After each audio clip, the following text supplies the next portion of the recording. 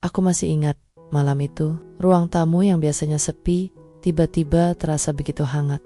Ardi, supir pribadiku, berdiri di hadapanku dengan tatapan teduh. Aku tidak tahu bagaimana caranya. Ia selalu hadir saat aku merasa runtuh, tanpa banyak kata. Ia meraih bahuku, dan aku menemukan pelukan yang selama ini ku cari. Pelukan yang membuat hatiku luluh. Seolah ada rumah baru dalam dekapan seorang lelaki yang bukan suamiku. Namun yang tak kusangka, dari balik jendela, ada mata lain yang ikut menyaksikan. Tatapan tajam seorang tetangga yang diam-diam mengintip, siap mengubah kebahagiaan kecilku menjadi bahan gunjingan. Aku janda cantik dan gemoy yang hanya ingin bahagia. Tapi, apakah aku salah menemukan hangatnya pelukan dari seorang supir pribadiku? Dan apa yang akan terjadi saat tetangga menyebarkan semua ini sebagai aibku?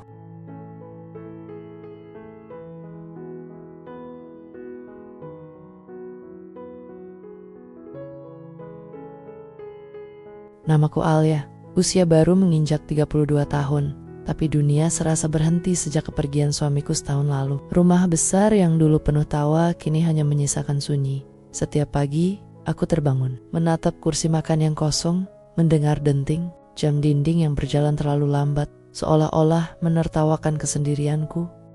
Tetangga sering menyapaku dengan senyum basa-basi. Tapi di balik itu aku tahu, mereka menyebutku janda cantik yang masih muda. Label itu melekat di telingaku, membuatku semakin terasing. Satu-satunya orang yang membuatku tetap merasa hidup adalah Ardi, supir pribadiku. Ia sudah bekerja sejak suamiku masih ada. Orangnya pendiam, wajahnya sederhana, tapi sorot matanya penuh kesabaran. Ia tak pernah banyak bertanya, hanya hadir ketika aku butuh diantar atau sekadar menemani belanja ke pasar. Bu Alia, mobil sudah siap, katanya suatu pagi dengan nada sopan khasnya. Aku hanya mengangguk, namun dalam hati aku lega karena setidaknya ada seseorang yang bisa kulihat setiap hari. Sepulang dari pasar, aku duduk di kursi belakang. Sementara Ardi fokus menyetir. Dari kaca spion, aku menangkap matanya yang sesekali melirik, seolah khawatir aku merasa sendirian. Anehnya lirikan itu bukan membuatku risih, justru membuatku merasa diperhatikan.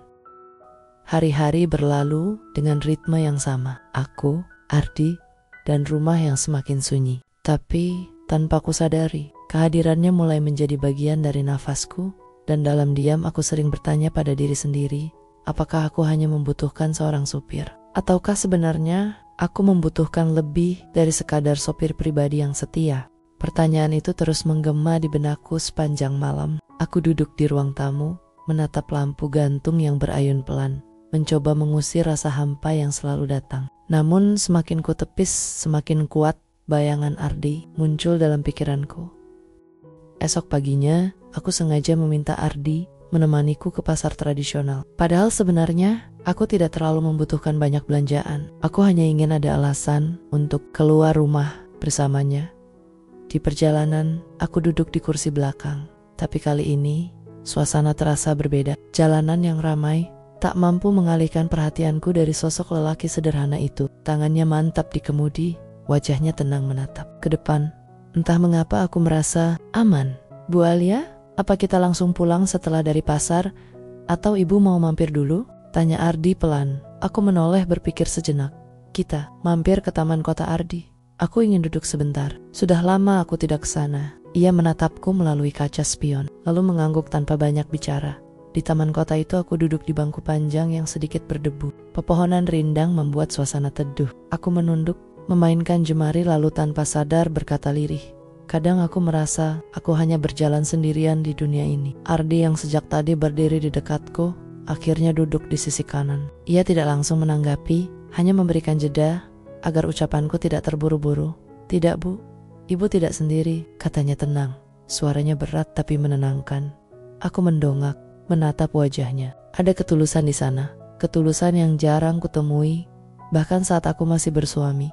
Entah mengapa, mataku mulai berkaca-kaca. Aku buru-buru menyeka air yang hendak jatuh. Maaf, aku tidak tahu kenapa bisa begini. Ardi hanya menggeleng. Ibu tidak perlu minta maaf. Kadang kita hanya butuh tempat untuk bersandar, walau sebentar. Kalimat itu menancap dalam hatiku. Sebuah kalimat sederhana, namun mampu mengguncang tembok kesendirianku.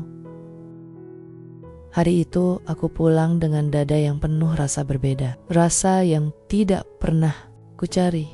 Tapi kini diam-diam tumbuh di antara aku dan lelaki yang seharusnya hanya menjadi supir pribadiku.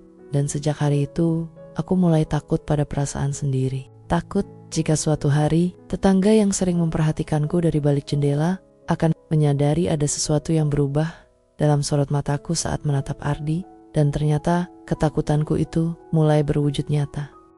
Hari itu, hujan turun deras, langit abu-abu, udara dingin menusuk, dan rumahku kembali terasa sunyi. Aku duduk sendirian di ruang tengah, menatap jendela yang berembun. Suara rintik hujan seolah menambah sepi yang sudah lama bersarang di hati. Ardi datang menghampiri setelah memastikan mobil terparkir rapi di garasi. Rambutnya sedikit basah. Kemejanya pun lembab terkena air. Ia tampak terengah tapi tetap sopan. "Maaf Bu, saya telat datang karena hujan deras," katanya sambil tersenyum singkat.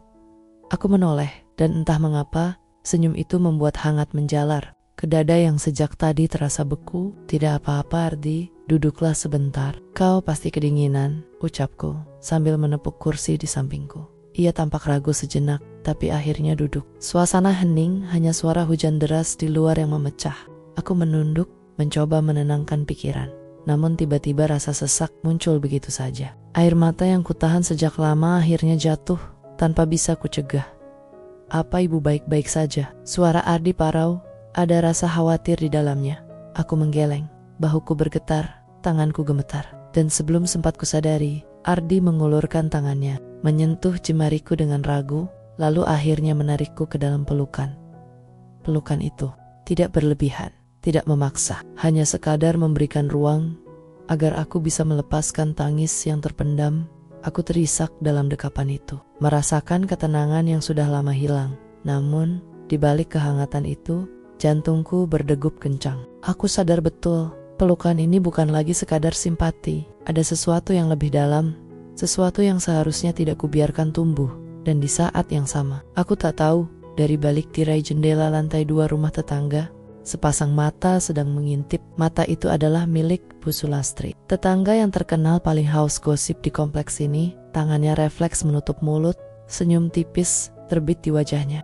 "Oh, jadi ini rahasia janda cantik itu," gumamnya lirih sebelum berbalik meninggalkan jendela dengan raut penuh rencana. Aku yang masih dalam pelukan Ardi sama sekali tidak menyadari bahwa sejak saat itu hidupku tidak akan pernah lagi tenang. Keesokan paginya, aku berjalan ke teras rumah untuk menyiram bunga. Udara masih segar, embun menempel di dedaunan. Tapi langkahku terhenti ketika kulihat sekumpulan ibu-ibu kompleks sedang berkerumun di ujung gang. Mereka tertawa kecil, sesekali menutup mulut, dan pandangan mereka melirik ke arah rumahku. Aku berusaha menepis prasangka, mencoba berpikir positif. Tapi hatiku gelisah, seolah firasat buruk mulai merayap masuk. Siang harinya saat aku keluar sebentar untuk membeli kebutuhan dapur, aku bertemu langsung dengan Bu Sulastri. Wanita itu tersenyum lebar, senyum yang lebih terasa seperti sindiran daripada keramahan. Bu Alia, sehat ya? Sepertinya makin segar sekarang," katanya. Matanya menyipit penuh arti. Aku membalas dengan senyum sopan. "Alhamdulillah sehat, Bu, terima kasih." Namun sebelum aku sempat melangkah, ia menambahkan kalimat yang membuat dadaku berdebar. "Wajar sih kalau ibu kelihatan bahagia. Soalnya gak semua janda punya supir pribadi yang setia menemani." Aku terdiam. Kata-kata itu bagai jarum halus yang menusuk tanpa ampun. Tatapannya jelas menyimpan sesuatu, seolah ia tahu lebih dari yang seharusnya. Sepanjang perjalanan pulang, pikiranku kacau. Apakah mungkin Bu Sulastri melihat sesuatu?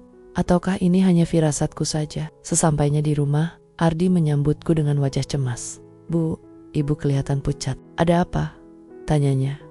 Aku menatapnya lama. Ingin sekali aku bercerita, tapi bibirku keluh. Akhirnya aku hanya menggeleng. "Tidak apa-apa Ardi, hanya lelah." Namun malam itu, saat aku mencoba memejamkan mata di ruang sunyi, bisikan-bisikan mulai terdengar dari tetangga yang lalu lalang di jalan depan rumah. Samar-samar ku dengar kalimat yang membuat tubuhku merinding.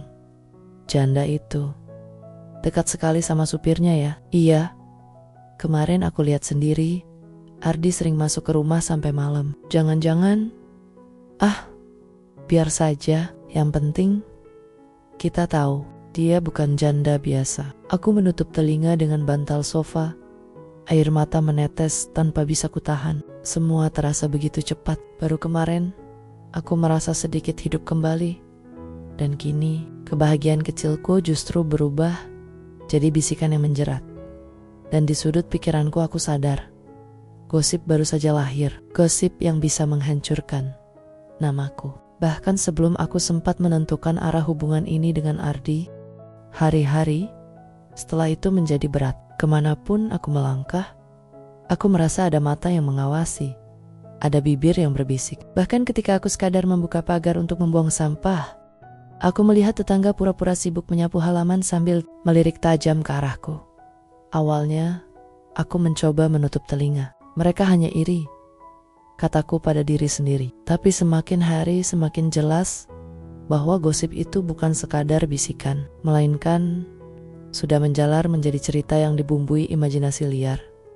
Di tengah semua itu, Ardi tetap menjadi satu-satunya orang yang membuatku bisa bernafas. Suatu sore saat hujan baru saja reda, ia datang membawakan teh hangat ke ruang tamu. "Bu, ibu kelihatan letih sekali, minumlah sebentar," ucapnya lirih. Aku menatap cangkir di tangannya, lalu beralih ke wajahnya. Ada ketulusan di mata itu. Ketulusan yang membuatku ingin bersandar lebih jauh. "Ardi, apa kau pernah dengar gosip tentang kita?" Tanyaku tiba. Ia terdiam. Jemarinya mengencang di gagang cangkir. Lalu ia menghela napas panjang. "Ya bu, saya dengar dari tukang ojek di depan kompleks. Katanya ada yang melihat saya sering berada di rumah ibu." Dan cerita itu sudah diputarbalikkan. Hatiku runtuh seketika. Jadi benar, bukan hanya di sekitar rumahku. Gosip itu sudah menyebar keluar. Aku menutup wajah dengan kedua tangan bahuku bergetar. "Ardi, aku takut.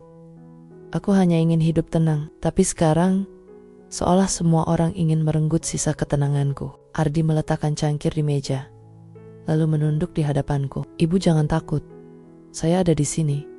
Kalau mereka bicara, biarlah. Saya tahu siapa ibu sebenarnya." Kata-kata itu membuat mataku basah, namun juga memberiku kekuatan baru antak pertama. Kalinya aku sadar, aku tidak bisa lagi hanya diam. Aku harus melakukan sesuatu.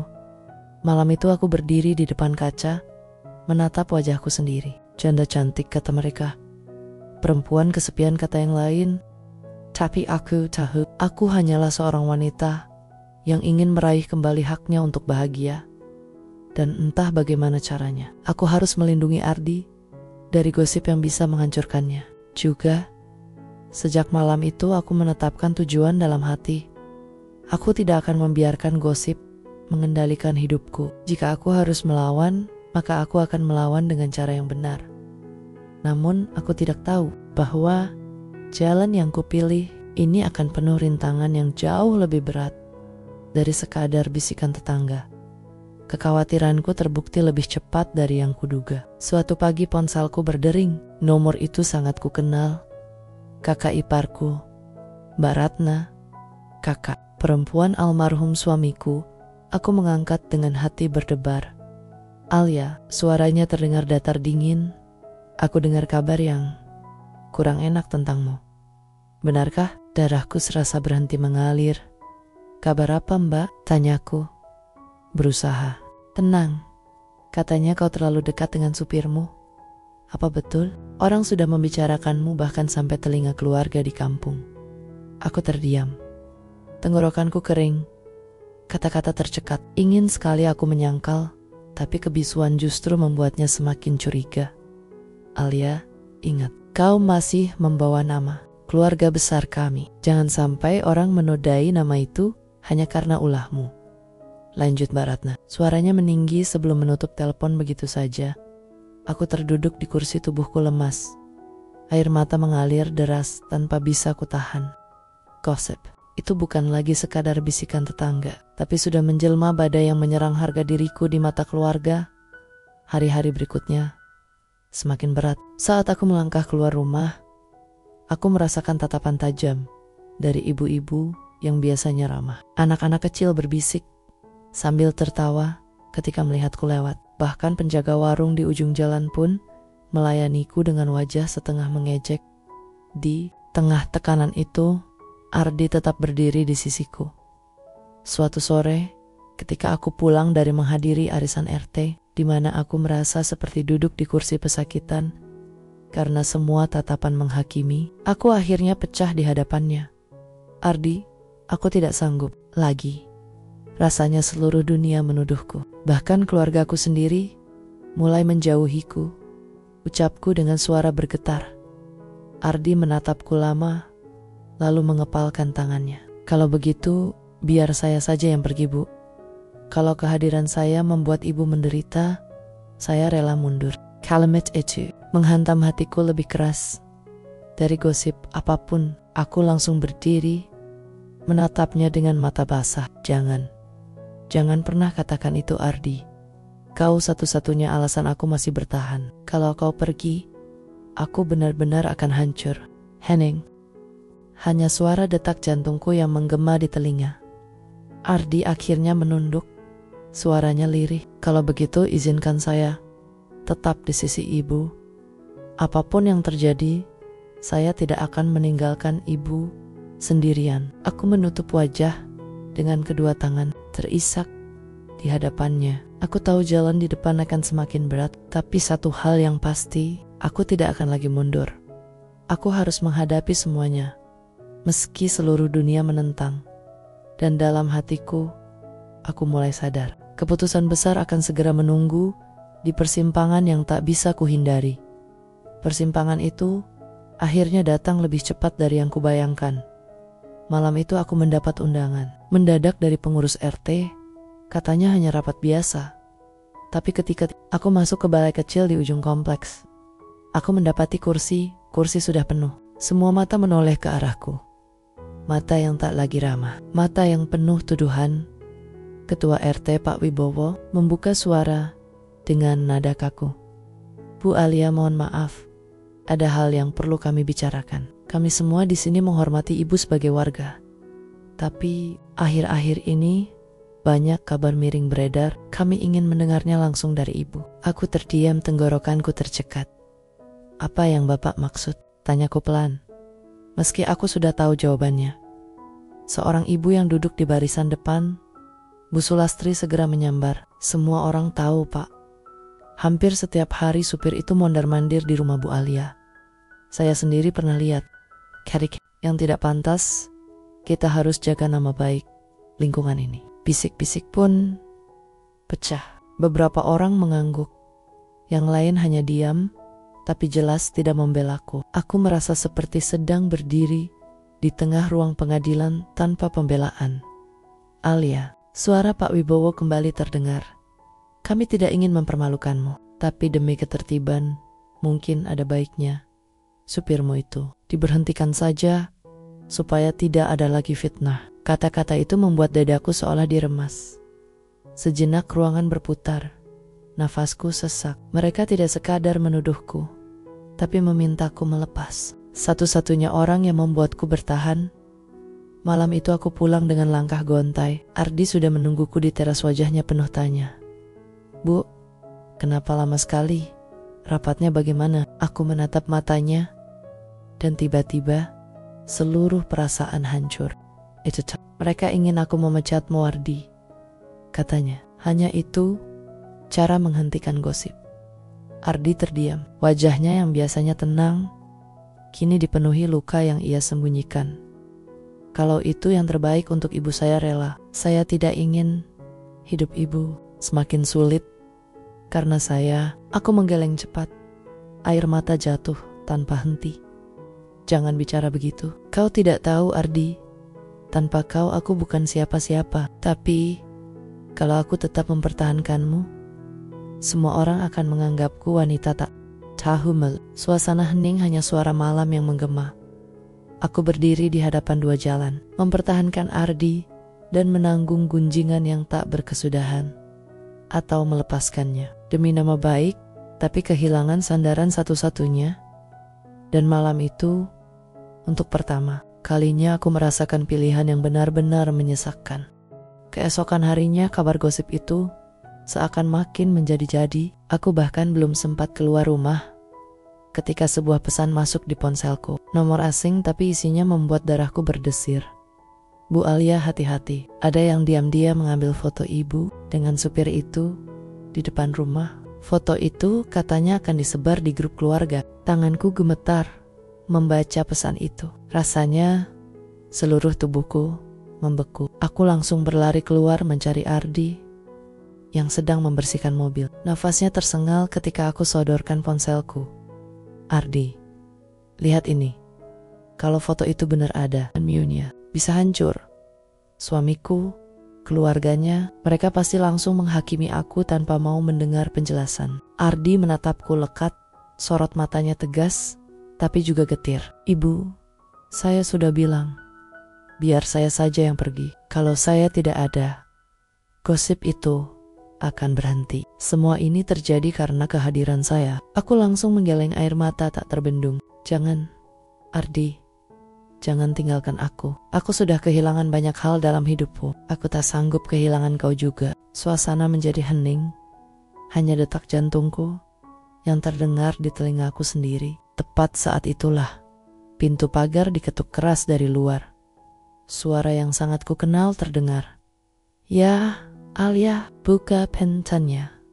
Aku baru pulang. Itu suara ibu mertuaku. Langsung pucat. Panik. Wajah Ardi pun berubah tegang. Tanpa pikir panjang, aku menariknya masuk ke ruang belakang, menyuruhnya diam. Pintuku buka dengan senyum dipaksakan. Ibu, tumben datang. Mata tajam ibu mertuaku meneliti wajahku. Lalu beralih ke halaman rumah. Aku dengar banyak kabar tidak enak tentangmu, Alia, tentang kau dan supirmu itu. Kau kira aku tidak akan tahu? Aku tercekat. Bu, itu hanya gosip, fitnah, tidak benar sama sekali. Tapi beliau tidak langsung percaya. Aku punya teman di komplek ini. Katanya mereka sering melihatmu terlalu dekat. Bahkan ada yang sempat memotret. Kalau itu sampai-sampai ke telinga anakku, kau pikir apa yang akan terjadi? Dadaku bergemuruh. Hampir saja aku roboh. Dalam hati aku ingin berteriak, ingin membela diriku, tapi lidahku keluh karena sebagian dari gosip itu memang benar adanya. Aku memang terlalu dekat dengan Ardi. Ibu mertuaku menatap tajam. Kau masih bisa menyelamatkan nama baik keluarga ini, Alia. Singkirkan supirmu itu malam ini juga. Kalau tidak, aku sendiri yang akan bicara pada anakku. Tubuhku gemetar hebat. Kata-kata itu bagaikan belati yang menusuk jantungku. Setelah beliau pergi, aku jatuh terduduk di lantai. Ardi keluar dari ruang belakang. Wajahnya muram. Bu, saya rasa inilah akhirnya. Kalau ibu tetap mempertahankan saya, semuanya akan terbongkar. Biar saya pergi malam ini juga. Aku menatapnya dengan mata yang basah. Ardi, kalau kau pergi, siapa yang akan mengerti kesepian ini? Siapa yang akan ada ketika aku runtuh? Tapi kalau kau tinggal, mungkin semua orang akan membenciku. Aku terjebak dalam dilema paling pahit. Antara mempertahankan sosok yang sudah menjadi sandaran jiwaku, atau menyerah demi menjaga nama baik keluarga dan suamiku yang tak pernah tahu apa-apa. Dan di detik itu juga, aku tahu rahasia ini tak akan bisa tersembunyi lebih lama lagi. Malam itu aku hampir tak bisa memejamkan mata. Kata-kata ibu mertuaku terus terngiang di kepalaku. Singkirkan supirmu itu malam ini juga. Kalau tidak, aku sendiri yang akan bicara pada anakku. Aku meringkuk di ranjang. Tapi rasanya ranjang itu semakin dingin tanpa kehadiran suamiku. Dan anehnya, yang terbayang justru wajah Ardi, tenang, hangat, penuh kesetiaan. Keesokan harinya ponselku berdering. Sebuah nomor luar negeri muncul di layar. Itu suamiku, Alia. Suaranya terdengar serak. Aku dengar kabar tidak enak dari ibu. Katanya, kamu terlalu dekat dengan supir kita. Apa itu benar? Pertanyaan itu bagai petir yang menyambar tepat di ubun-ubunku. Nafasku tercekat. Tanganku gemetar menggenggam ponsel. Mas, jangan dengar gosip. Itu cuma fitnah orang. Aku di sini baik-baik saja. Jawabku terbata. Suamiku diam beberapa saat lalu, suaranya terdengar dingin. Aku percaya sama kamu, Alia. Tapi jangan sampai aku dengar kabar itu lagi. Kalau benar, aku tak tahu apa yang akan terjadi pada kita. Begitu panggilan berakhir, aku langsung jatuh terduduk, air mata tumpah. Tanpa bisa kucegah, Ardi yang dari tadi berdiri di pojok dapur hanya bisa menatapku dengan wajah penuh rasa bersalah. Bu, saya sudah bilang, lebih baik saya pergi. Kalau saya tetap di sini, Bu Alia yang akan jadi korban. Aku menoleh menatapnya dengan pandangan kosong. Kalau kau pergi, aku sendirian, Ardi, dan aku takut kesepian ini akan membunuhku. Hening, hanya suara detik jam di dinding yang terdengar. Saat itulah suara notifikasi masuk lagi. Sebuah foto terkirim dari nomor tak dikenal, dan jantungku hampir berhenti.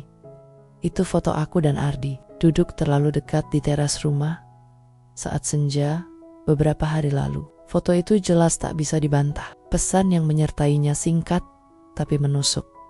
Tinggal tunggu waktu. Semua akan tahu. Tanganku gemetar hebat, hampir menjatuhkan ponsel. Ardi langsung mendekat merebut ponsel itu, matanya penuh amarah. Siapapun yang melakukan ini, dia ingin menghancurkan ibu. Biarkan saya cari tahu. Aku menahan tangannya. Tidak, Ardi. Kalau kau mencari-cari, gosip itu akan makin besar. Aku sudah terjebak. Semua orang bisa menghujatku kapan saja. Dan malam itu, untuk pertama kalinya aku merasa seluruh dunia seperti menutup pintu. Aku terjebak di persimpangan, mengakhiri hubungan ini demi menjaga keluarga, atau terus melangkah meski tahu jurang besar menunggu di depan. Aku menatap Ardi, suaraku nyaris berbisik. Kalau semua terbongkar, apa kau akan tetap di sisi? Ardi menatapku lama, lalu mengangguk dengan lirih. Sampai kapanpun, Bu, saya tidak akan pergi. Aku terdiam. Air mata menetes lagi. Tapi di dalam hatiku aku tahu, jawaban itu sekaligus janji dan juga ancaman. Karena mulai saat ini, aku tak bisa mundur. Jalan yang kupilih hanya akan semakin dalam dan semakin gelap. Dan benar saja, keesokan paginya, aku sudah merasakannya. Saat aku keluar rumah untuk membeli sayur di warung ujung gang, beberapa tetangga tiba-tiba berhenti berbicara begitu aku lewat. Tatapan mereka menusuk punggungku, seolah-olah aku ini seorang pesakitan. Bisikan-bisikan kecil terdengar jelas di telingaku. Kasihan suaminya, jauh-jauh kerja, istrinya malah. Makanya jangan terlalu dekat sama supir. Aku mempercepat langkah. Dadaku sesak, tangan gemetar saat menyerahkan uang ke bu warung. Bahkan senyumannya yang biasanya ramah terasa kaku pagi itu. Seakan-akan semua orang sudah tahu. Sesampainya di rumah, aku langsung menjatuhkan diri di sofa. Ardi yang baru selesai mencuci mobil mendekat dengan wajah cemas. Bu, apa ada yang bilang sesuatu? Tanyanya pelan. Aku hanya mengangguk. Air mata sudah menggenang di pelupuk mata. Mereka semua melihatku seperti aku ini Hinadi. Padahal aku bahkan belum melakukan apapun yang mereka tuduhkan. Ardi mengepalkan tangan.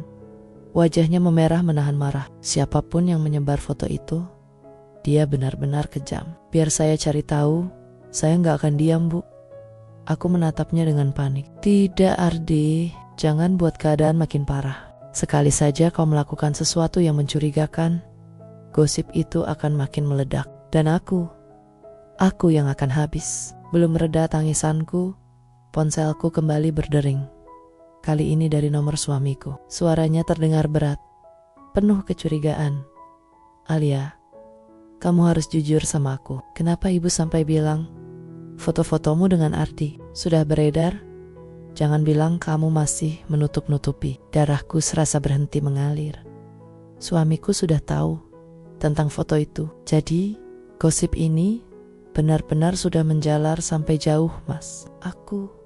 Aku tidak tahu siapa yang kirim foto itu. Tapi percayalah, Aku tidak pernah mengkhianatimu. Ucapku terisak.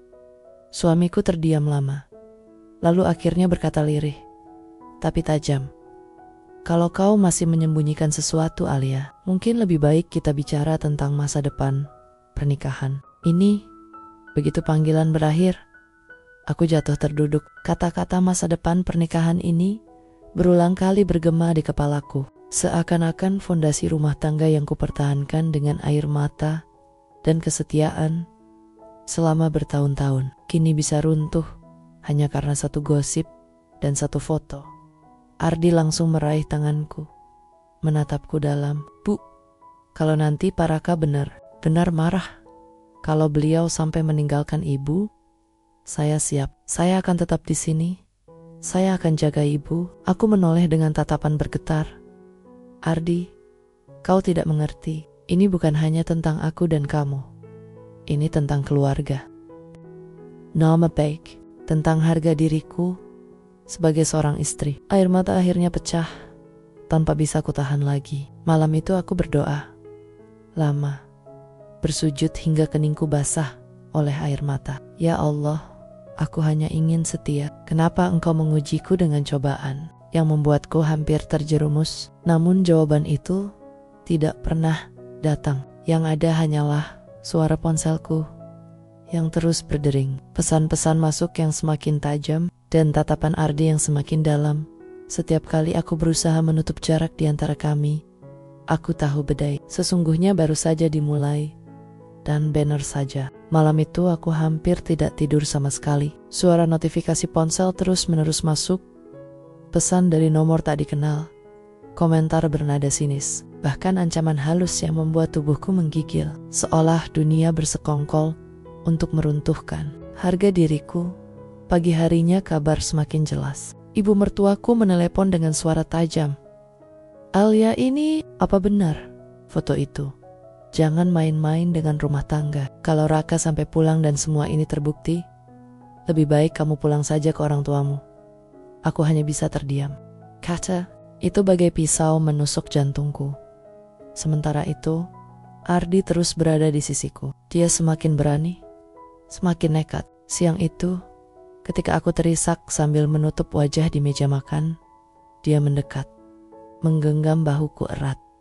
Bu, jangan takut. Kalau semua orang meninggalkan ibu, saya nggak akan pernah. Bahkan, kalau Paraka benar-benar menyerah pada rumah tangga ini, biar saya yang menggantikan. Kata-kata itu membuat nafasku tercekat. Antara marah, terharu dan takut bercampur jadi satu.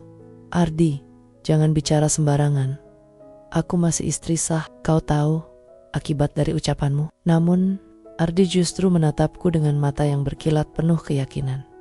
Saya tahu, dan justru karena saya tahu, saya berani bilang, saya nggak peduli. Meski semua orang membenci saya. Yang penting, ibu tidak sendirian. Hatiku gemetar. Kata-katanya menusuk lebih dalam dari gosip manapun. Ada bagian dari diriku yang ingin menamparnya, tapi ada bagian lain yang ingin menangis dalam pelukannya.